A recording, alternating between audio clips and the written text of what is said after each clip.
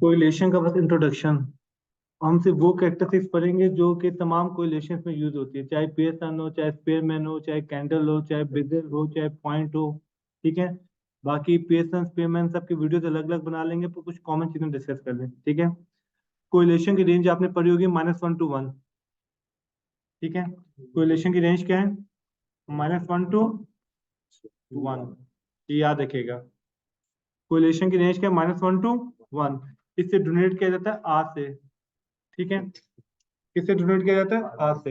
एक और चीज डिस्कस करें। जब भी आप कोरिलेशन के साथ उसके नाम को जिक्र नहीं करते तो पियर्सन कोरिलेशन एज्यूम किया जाता है। ये बात समझिएगा। मिसाल के तौर पे मैं आपसे कहता हूँ कि इन्होंने एनईडी से पढ़ा हुआ है, और अगर मैं कुछ मेंशन ना करूँ तो आप लोग एज्यूम कर लेंगे इंजीनियर ही होगा। अगर मैंने इनसे आपसे कहा इन्होंने डाउ से पढ़ा हुआ है और मैं आगे तो कुछ ना बोलूँ तो आप लोग एज्यूम कर लेंगे डॉक्टर ही होगा। लेकिन अब दाव से बिजनेस भी होता है, सोशल साइंस भी होता है, इंजीनियरिंग एनईडी से लिंग्विस्टिक भी होता है, पता है ना आपको। अगर किसी ने कुछ और पढ़ा है तो हमें बताने की जरूरत पड़ती है। यही मसला रिग्रेशन के साथ भी, आपको पता है ना। रिग्रेशन में जब कुछ नहीं बोला जाता तो सामने वाला एज्यूम करता है लीनियर रिग्रेशन की बात कर रहा होगा। ठीक है।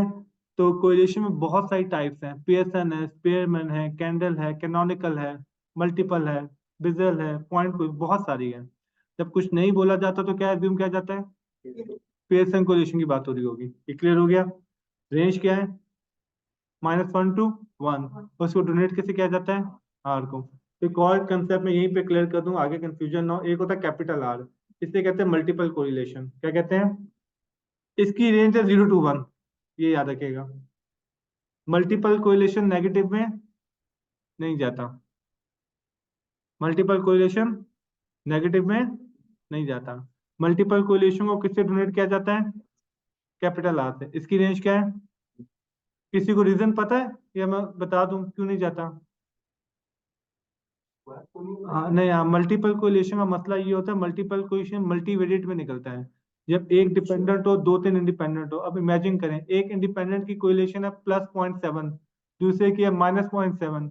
अगर मैं एवरेज कैलकुलेट कर दूं तो नलीफाई करके जीरो कर दे। एक 0.7 है, एक -0.7 है। ये बात समझ में आ गया? तो वो फिर एवरेज कैलकुलेट नहीं करता जब मल्टीपल हो जाए। ठीक है। आपने आर स्क्वायर का नाम सुना है? लीनियर रिग्रेशन में आर स्क्वायर के साथ लेफ्ट पे कौन सी वैल्यू होती है? आर होती है। कभी नोट किया? वो मल्टीपल कोरिलेशन ही तो होती है। आर स्क्वायर के साथ जो लेफ्ट पे आर दिया होता है तो जानते हो निकलते कैसी है? Square root of R square. R square का हम स्क्वायर रूट डालते हैं तो आर वैल्यू आती है। अच्छा, मजे की बात है, आपको तो स्क्वायर लिया जाए तो माइनस साइन हट जाती है। तो पहले हम आर स्क्वायर कैलकुलेट करते हैं, उसके बाद आर कैलकुलेट करते हैं, तो आर स्क्वायर में सारे माइनस वैसे ही हट जाते हैं। आर स्क्वायर की रेंज भी 0 to 1 है, आर की रेंज भी 0 to 1 है, कैपिटल आर की। ठीक है। बस ये सुने और भूल जाए, कंफ्यूजन ना पैदा हो जाए। सिंपल कोरिलेशन होता है -1 to 1। तो जो सिंपल कोरिलेशन की वैल्यू है वो -1 to 1 होगी। -1 से छोटी नहीं होगी, 1 से बड़ी नहीं होगी। जितनी कोरिलेशन जीरो से करीब होगी उतनी वीक कोरिलेशन होगी।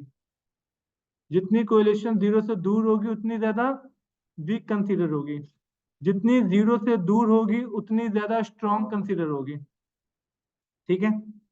कोरिलेशन की वैल्यू जितनी जीरो के करीब होगी उतनी वीक होगी, जितनी जीरो से दूर होगी उतनी ज्यादा स्ट्रॉन्ग होगी। कोरिलेशन समझना इसलिए भी जरूरी है क्योंकि फ्यूचर में आपने इफेक्ट साइज करना है। इफेक्ट साइज कोहेन डी ये सब चल इसके ऊपर है। ये बात समझ रहे हैं? अब सामने देखें, सामने रेंज दी हुई है। क्या रेंज है? 0 to 1। स्टार्ट करते हैं। ए बी की कोरिलेशन है 0.4। यहाँ पे आएगी? बोलें। ए और सी की कोरिलेशन है 0.7। ए और बी की कोरिलेशन कितनी थी? 0.4। ए और सी की कितनी? 0.7। जीरो से ज्यादा दूर कौन है? 0.7। तो अगर पेपर में मैं आपको सवाल दूं, ए ज्यादा कोरिलेटेड बी के साथ है या सी के साथ है, तो क्या आंसर? सी के साथ। रीजन क्या देंगे? हाँ। हाँ, लेकिन बेटर ये है। हाँ। ठीक है, यहाँ तक क्लियर हो गया। अब आगे देखिएगा। ए डी, इसकी कोरिलेशन है -0.5। -0.5 यहाँ पे आ जाएगा। ए बी की कोरिलेशन थी 0.4। ए डी का कोरिलेशन है -0.5। कितनी है? माइनस। अब बताएं, ए बी ज्यादा स्ट्रांग है, ए डी ज्यादा स्ट्रांग है? ए ए डी। A D. अब आप मैथ्स में चले गए थे। आपको लगा 0.5 माइनस 0.5 से बड़ा होता है, ये नहीं देखना। नहीं, इसकी ना कहने की वजह बताता हूँ आपको। जीरो से ज्यादा दूर कौन है? A D. माइनस 0.5 ज्यादा दूर है 0.4 से। ये बात समझ रहे हैं? ये डिस्टेंस इस डिस्टेंस से ज्यादा है।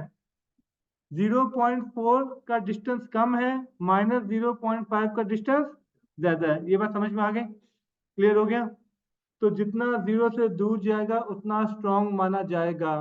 माइनस 0.07 0.05 से बड़ा कंसीडर होगा। ये बात समझ में आ गई? माइनस 0.7 0.5 से बड़ा कंसीडर किया जाएगा, क्योंकि वो 70% है, वो 50% है। हमारे यहाँ लोग मैथ बीच में ले आते हैं, लोग कहते हैं 0.5 ग्रेटर है 0.7 से। ये लॉजिक क्लियर हो गई? यानी कि सर यहाँ पे डिस्टेंस देख रहे हैं, डिस्टेंस देखना है ना। तो तभी पहली लाइन हमने क्या बोली थी? जितना जीरो से दूर होगा उतना ज्यादा स्ट्रांग होगा। यहाँ तक क्लियर हो गया? बोले। अब कोरिलेशन में दो टाइप्स होती हैं, पॉजिटिव और नेगेटिव। पॉजिटिव को मैथ्स में कहा जाता है डायरेक्ट। पॉजिटिव को मैथ्स में क्या कहा जाता है? डायरेक्ट। और नेगेटिव को मैथ्स में कहा जाता है इनडायरेक्ट, इनवर्स भी कहते हैं। मैथ्स में आपने पता डायरेक्ट रिलेशनशिप, एक बढ़ेगा तो दूसरा बढ़ेगा। जैसे इनकम और एक्सपेंस, इनकम बढ़ेगी एक्सपेंसेस बढ़ेंगे, तो ये पॉजिटिव रिलेशन है। एक्सपेंस बढ़ेंगे तो सेविंग कम होगी, ये क्या है? नेगेटिव। मैथ्स इसको नेगेटिव कहता है, मैथ्स इसको इनवर्स कहता है। सही है, हम लोग इसको नेगेटिव कहेंगे। मैथ्स कहता है इनडायरेक्ट, इनवर्स। क्लियर हो गया? तो पॉजिटिव का मतलब क्या है? एक चीज बढ़ेगी तो दूसरी बढ़ेगी, एक चीज कम होगी तो दूसरी कम होगी। नेगेटिव का मतलब क्या है? एक बढ़ेगा तो दूसरा कम होगा, एक कम होगा तो दूसरा बढ़ेगा। ये लॉजिक क्लियर हो गई? ये सब्जेक्ट एक्सपर्ट डिसाइड करता है कि कौन पॉजिटिव है कौन नेगेटिव है। उसने थ्योरी पढ़ी हुई है, उसको पता है क्या चीज बनने से क्या बढ़ेगी, क्या चीज बनने से क्या चीज कम होगी। ये लॉजिक क्लियर हो गई? शुरू से सब डिस्कस करें, ठीक है? कोरिलेशन को डिनोट किसे कहते हैं? आर हो गया, ठीक है। -1 0 1, रेंज क्या है? -1 to 1। स्ट्रॉन्ग कब होगा? Away from zero. अच्छा, हमें पता कैसे चलेगा पॉजिटिव रिलेशन है नेगेटिव रिलेशन है? इसका answer positive value show positive relationship, negative value show negative. A B की वैल्यू है 0.2, पता है पॉजिटिव रिलेशन नेगेटिव है। ए सी की वैल्यू है 0.6, पॉजिटिव है नेगेटिव है। ए डी की वैल्यू है -0.5, पॉजिटिव है नेगेटिव है? नेगेटिव है। ए बढ़ेगा डी कम होगा। बट ए बी का ज्यादा स्ट्रॉन्ग रिलेशनशिप है या ए सी का? ए सी ज्यादा स्ट्रॉन्ग है या A D? A C. A B ज्यादा स्ट्रॉन्ग है ए डी? ए डी ज्यादा स्ट्रॉन्ग है, क्योंकि 50% ज्यादा है। अब जैसे साइमा ने एक बात यहाँ पे बोली थी और मैंने इन्हें रोक दिया था, क्यों? किताब में भी लिखा हुआ है कि कोरिलेशन को हमेशा एब्सोल्यूट करके देखो। ये बात मैं जानता हूँ, कहता क्यों नहीं हूँ। हमारे यहाँ बहुत सारे बच्चे क्या करते हैं, कोरिलेशन को एब्सोल्यूट कर देते हैं और सब रिलेशनशिप को पॉजिटिव बना देते हैं। वो कहते हैं ए बी भी पॉजिटिव, ए डी फिर कहते हैं सर हमें अच्छे से याद था, आपने कहा था उसको एब्सोल्यूट करके देखना है। और भाई साहब, स्ट्रेंथ देखने के लिए एब्सोल्यूट करना है, रिलेशनशिप देखने के लिए एब्सोल्यूट नहीं करना। ये बात समझ में आ रही है? तो मैंने एब्सोल्यूट का वर्ड यूज करना बंद इसलिए कर दिया क्योंकि लोग पॉजिटिव नेगेटिव देखते हुए भी पहले एब्सोल्यूट कर देते हैं। तो मैंने कहा ये चक्कर ही बताने की नीड ही नहीं है एब्सोल्यूट वाली, कंफ्यूज कर रही स्टूडेंट्स को। समझ रहे हैं? इसका आसान तरीका है, जितना जीरो से अवे है जितना दूर है उतना ज्यादा स्ट्रांग है। क्लियर हो गया? पॉजिटिव नेगेटिव रिलेशन समझ लिया?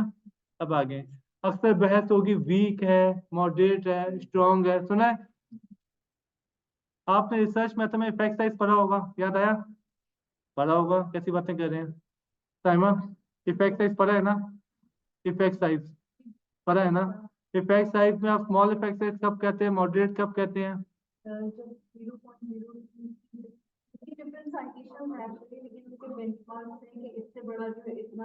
अब आपको ये बात पता है डिफरेंट साइटेशन क्यों है? क्योंकि हर किसी के इफेक्ट साइज का तरीका अलग है। मीन का कैलकुलेट करे, कोरिलेशन किसका कर रहे हैं? अब आपको पता है लोग कंफ्यूज है इसमें। लोग कहते हैं कोई कुछ कहता है कोई कुछ कहता है। ओ भाई साहब, वो इनडायरेक्ट इफेक्ट के लिए दे रहा है, वो मीन के लिए दे रहा है, वो कोरिलेशन के लिए दे रहा है। ये बात समझ रहे हैं? देख सकते हैं आप आसान जबान में ये कहते हैं लिटरेचर में वेरिएबल्स को देखेंगे, क्योंकि एक वेरिएबल आप ऐसा नहीं पॉसिबल कि एक वेरिएबल आप यहाँ पे देखें तो कुछ और हो गया, वहां पे देखें तो कुछ और हो गया। नॉर्मली हमारे यहाँ 3 वर्ड यूज किया जाता है, वीक कोरिलेशन, मॉडरेट या स्ट्रॉन्ग। तो जो किताबों में नॉर्मली लिटरेचर में दिया होता है 0.3 से कम होगी ना तो उसको वीक मानते हैं, ठीक है। 0.3 और 0.5 के बीच में है मॉडरेट मानते हैं, 0.5 और 0.7 है तो स्ट्रॉन्ग मानते हैं। 0.3 को वीक दिया हुआ है, 0.5 को मॉडरेट दिया हुआ है, 0.7 को स्ट्रॉन्ग दिया हुआ है। डन। लेस देन 0.5 होगा तो 0.3 और 0.5 के बीच में होगा तो ठीक है, मॉडरेट मानेंगे। 0.7 0.5 से ऊपर 0.7 तक स्ट्रॉन्ग मान। अच्छा, कुछ किताबें कहती है इसको थोड़ा चेंज करो। वो क्या कहता है? वो कहता है कि भाई साहब 0.5 से कम है ना, 0.3 से 0.5 है तो उसको वीक बोलो, 0.3 से कम तो होगी नहीं। वो कहता है 0.3 से कम तो वो इनसिग्निफिकेंट हो जाएगी, पॉसिबल हो जाते हैं, सिंपल बढ़ जाता है। वो कहता है 0.3 से 0.5 को वीक मान लो, 0.5 से 0.7 को मॉडरेट मान लो, और 0.7 से जो ज्यादा है उसको स्ट्रॉन्ग मानो। वो कहता है स्ट्रॉन्ग के लिए 0.7 से ज्यादा जरूरी है, मॉडरेट 0.5 से 0.7 होगी, और वीक क्या होगी? 0.5 से कम। हम इन चक्कर में पड़ेंगे ही नहीं, हम बस बता देंगे कोरिलेशन इतनी है, खत्म। सामने वाला जो भी लेना चाहे इसको, मैं कह दूंगा मेरी कोरिलेशन 0.72 है, अब सामने वाला इसको जो भी ले। लेकिन रिपोर्ट में रिपोर्ट तो में आप तो 0.72, रिपोर्ट में तो परसेंटेज बताएंगे ना। नहीं, उसमें ये भी तो बताते हैं नहीं परसेंटेज। नहीं, आप बताएंगे 0.72% है पॉजिटिव है, 72% है स्ट्रॉन्ग, आगे खत्म। कह देखें, आप स्ट्रॉन्ग कहना भी चाहे ना तो कह सकते हैं, लेकिन मेरा पॉइंट ये, जैसे सामने वाली बात है साइटेशन पे आ जाएगा। 0.7 से ज्यादा को स्ट्रॉन्ग बोले तो हर कोई एग्री करेगा। अब पॉइंट क्या, अगर आपने कहा 0.3 से कम होती नहीं है और सिग वैल्यू 0.05 से कम हुई, तो आप किस मुंह से कह रहे नहीं है? एक जगह आप कह रहे सिग वैल्यू 0.05 से कम है, रिलेशनशिप एग्जिस्ट कर रहा है। सिग वैल्यू अगर 0.05 से कम आ गई तो आप कहेंगे रिलेशनशिप एग्जिस्ट कर रहा है, और दूसरी जगह आप कह रहे कोरिलेशन नहीं है, तो ये तजाद हो गया ना। तो आप कहेंगे सिग्निफिकेंट है लेकिन बहुत लो आ गया है, 0.12 आ गया, 0.14 आ गई, ठीक है। नॉर्मली आप थ्रेशोल्ड कर लें 0.3, 0.5, 0.7, 0.3, 0.5, 0.7। अगर वो चले, पहली बात हम ये पढ़ लेते हैं, सबसे पहले तो हम ये देखेंगे सिग्निफिकेंट है या नहीं है। अगर वो सिग्निफिकेंट हुआ फिर आगे इंटरप्रिटेशन करेंगे। डन। अगर सिग्निफिकेंट है ना, तो अगर 0.5 से कम ले लें आप, ठीक है, 0.3 से कम है तो आपने कहा वीक है, कंफर्म, ठीक है।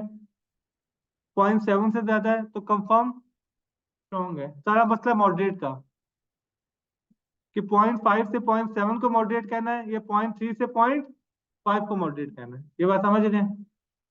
आप 0.3 से 0.7 की लिमिट ले लें, दोनों साइटेशन कवर हो जाएगी। क्यों? मेजोरिटी किताबों में ये भी लिखा हुआ 0.3 से 0.5 तक मॉडरेट कंसिडर कर लो। 0.5 मेरा 0.7 से मेरा बिलीव इसलिए है क्योंकि आर का ताल्लुक आर स्क्वायर से है ना। माने आपका आर स्क्वायर 7, देखिए आर स्क्वायर दिया जाता है 0.5 से ज्यादा अच्छा माना जाता है, और आर स्क्वायर 0.5 तब होगा जब आर 0.7 होगा, क्योंकि आर 0.7 होगा उसका स्क्वायर लूंगा तो 0.49 बनेगा ना। ये बात समझ रहे हैं? तो दोनों बातें सेम हो गई। आर स्क्वायर आप अच्छा कब कहते हैं? जब आप कहते हैं 0.5 से ज्यादा है, याद आया? और आर तो 0.5 को तभी क्रॉस करेगा जब आर 0.7 को क्रॉस करेगा। ये लॉजिक समझ में आ गई? यही सारी चीजें आपको वैलिडिटी लाइबिलिटी में भी याद है आपको। ये फैक्टर लोडिंग अब 0.7 से ज्यादा मांगते हैं, मांगते हैं ना। क्यों मांगते हैं? यही वजह, कोरिलेशन है वो। एवी याद है, एवरेज वेरिएंस एक्सपेक्टेड, वो 0.5 से ज्यादा मांगते हैं। क्यों? क्योंकि वो आर स्क्वायर है, वो आप लोडिंग का तो स्क्वायर ले रहे होते हैं, 0.49 बन जाता है ना। खैर टॉपिक डाइवर्ट हो जाएगा, कोरिलेशन पे वापस आते हैं। रेंज क्या है? -1 to 1। Negative value show negative relationship, positive value show positive. Direct. अब इसके स्टेप देखते हैं। जब भी हम कोरिलेशन रन करेंगे कोई भी, सबसे पहले हम देखेंगे सिग वैल्यू। तीन चीजें आएगी, sig value, correlation value, N value. कितनी चीजें आएगी? N value. एन तो आपको पता है, एन क्या होता है? Sample size. एन क्या होता है? एन बता देगा सैंपल साइज कितना है, ठीक है। पहला स्टेप है आपने सिग वैल्यू देखना है। जी बिनेश, सिग वैल्यू में आप क्या देखेंगे? 0.5 नहीं, 5 से 0.05 को देखेंगे। किसको देखेंगे? 0.05 को देखेंगे। अगर सिग वैल्यू 0.05 से कम है तो हम कहेंगे सिग्निफिकेंट है, रिलेशनशिप एग्जिस्ट कर गया। डन। अगला सवाल आपसे पूछा जाएगा पॉजिटिव है या, इसके लिए कौन सी वैल्यू देखनी पड़ेगी? Correlation value 0.63। जी पॉजिटिव है नेगेटिव है? 0.6 है। पॉजिटिव है नेगेटिव है? इसका मतलब एक बढ़ेगा तो दूसरा बढ़ेगा, एक कम होगा तो दूसरा। तीसरा सवाल रिलेशनशिप है कितना? 50%। इसका मतलब है दूसरे और तीसरे सवाल का जवाब कोरिलेशन वैल्यू देती है, आर वैल्यू देती है। 3 सवाल है। पहला सवाल है रिलेशनशिप एग्जिस्ट करता है या, इसका आंसर कौन देगा? Fig value. सवाल नंबर 2 रिलेशनशिप पॉजिटिव है नेगेटिव है, कौन आंसर देगा? Correlation value. सवाल नंबर 3 कितना है? सवाल नंबर 4 वीक है स्ट्रॉन्ग है, कौन बताएगा? कोरिलेशन। इन तमाम के आंसर कौन देगा? Correlation value. हम सवाल नंबर 2, 3, 4 में तब जाएंगे जब सवाल नंबर 1 में रिलेशनशिप आएगा। सही बात है। ये बात समझ रहे हैं? जब रिलेशनशिप नहीं आएगा तो हम आगे बहस नहीं करेंगे। अब ये देखेगा आर वैल्यू आ गई 0.35। कितनी आ गई? आर वैल्यू समझ गए, कोरिलेशन वैल्यू। और सिग वैल्यू आ गई 0.08। डन। अब जानते हैं बच्चे गलती कहाँ पे करते हैं? नहीं, मैंने पहला सवाल बिनिश आप इस सिनेरियो में बताएं कोरिलेशन पॉजिटिव है नेगेटिव है? ये बॉक्स बनाया है। मेरा कोरिलेशन पॉजिटिव है नेगेटिव है? मेरे सवाल का जवाब दे, पॉजिटिव है नेगेटिव है? ये इस्माइल साहब पॉजिटिव है नेगेटिव है? सिग वैल्यू पूछ ही नहीं रहा। हाँ पॉजिटिव। जी साहब पॉजिटिव है नेगेटिव है? हाँ है ही नहीं। जब रिलेशनशिप है ही नहीं, मैं समझाता हूँ इजी। हाँ नहीं ना तो आपको अगर नहीं आप क्यों, मैं कंफ्यूज करने के लिए पेपर में पूछूंगा कि बताएं कोरिलेशन पॉजिटिव है नेगेटिव है। आप कहेंगे जब रिलेशन, मैं क्या एग्जांपल देता हूँ आपको। अभी इसका आंसर मैं इसका आंसर देता हूँ। मैं अगर साइमन से पूछूं कि आपका अपने हस्बैंड से रिलेशनशिप अच्छा है बुरा है, इन्होंने आंसर दे दिया। डन। बीबी मैं उसी को पूछा हूँ।